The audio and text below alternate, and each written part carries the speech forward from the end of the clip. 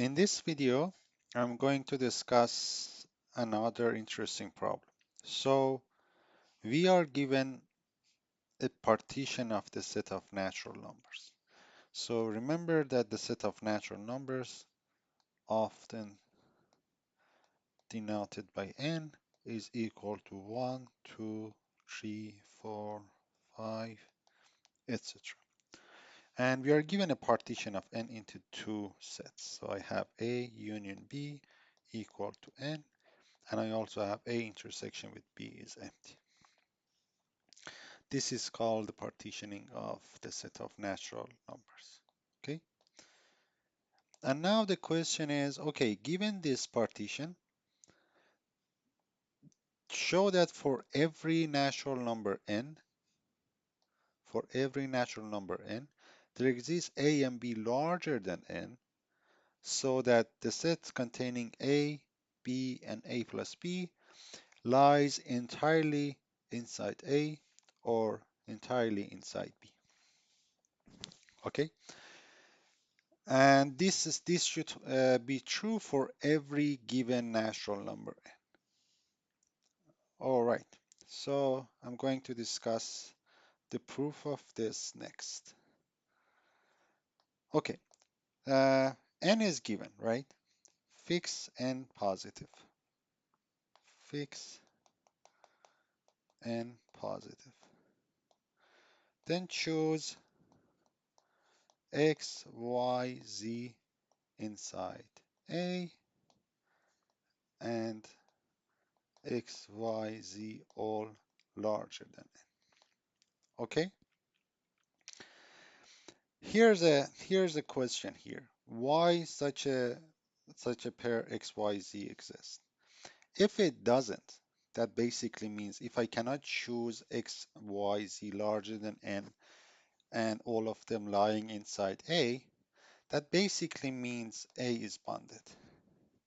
If such a choice is not possible,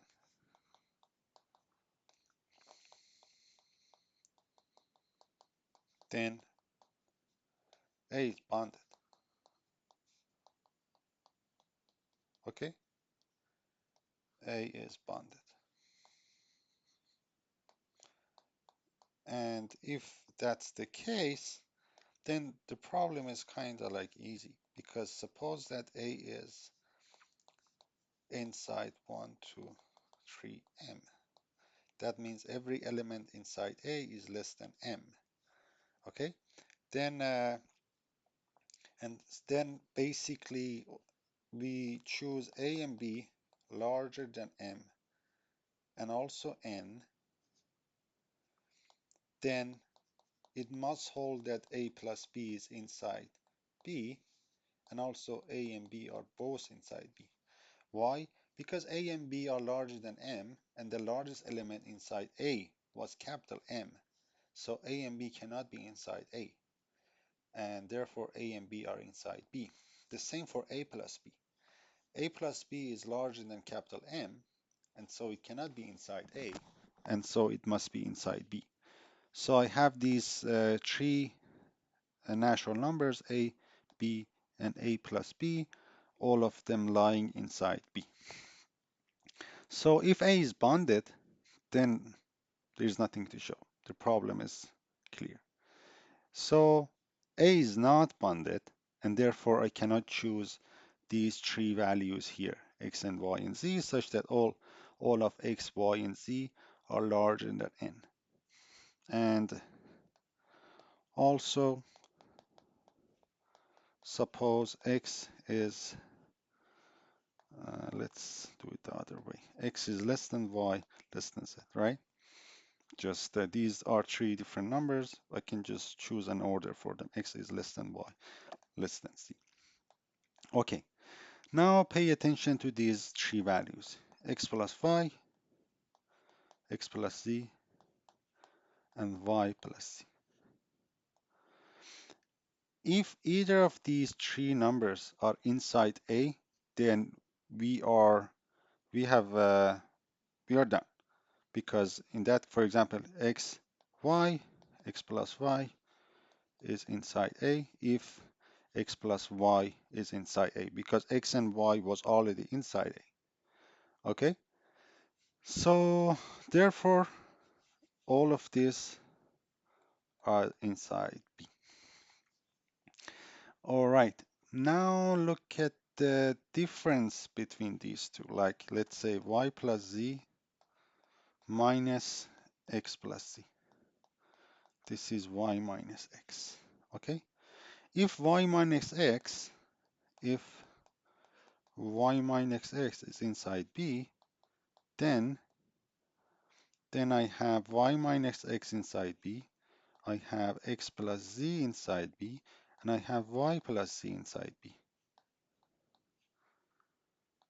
Okay, and this would be like what we want, but here there is just one very simple catch here, that if y minus x is larger than n, if y minus x is larger than n, then this would be a set that we are looking for, right? I call this A, I call this B, and then this would be A plus B. So I have A inside B, and all of them are larger than n. But so we need to make the assumption that y minus x is larger than n. But why I can make that assumption when choosing these values? The reason is because A is unbounded, right? So A is unbounded, so I can assume so, but I could assume from the beginning, from the beginning that y minus x was also larger than n. Why? Because A is unbounded, right? So I pick x, then larger than n. Let me rewrite it here. Here I have x larger than n. Then I pick y. Then I just pick y so that y minus x is larger than n, right? A was unbounded, so I can choose y as large as I wish it to be, right? So I'm gonna write x plus n, then I can choose y to be larger than x plus n, then I choose z. Because A was unbounded, we actually show that if A is bounded here, then the problem is easily solved. And so by the assumption that A is unbounded, we can actually choose x, y, and z such that y minus x is larger than n. So here we have y minus x larger than n, x plus z larger than n, and y plus z larger than n. And these set A, B, A plus B here lies inside B. And that's exactly what we were looking for. So I started with the n natural number n, and I found a, b, a and b larger than n, so that a, b, and a plus b are all either inside A or all of them are inside B. Okay, and so if we want to write the proof from the beginning, I would probably start with showing that we can first make the assumption that A is unbounded.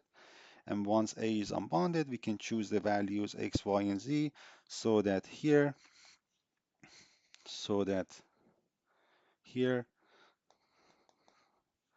y minus x is also larger than n. And this would easily follow from the fact that, from the assumption that A is unbounded. So if A is unbounded, we can make this assumption as well. And from here, we could actually construct this A and B so that that set of three elements would lie inside B. And that's the complete proof. Feel free to ask me any question, and I would try to respond as soon as possible. Thanks.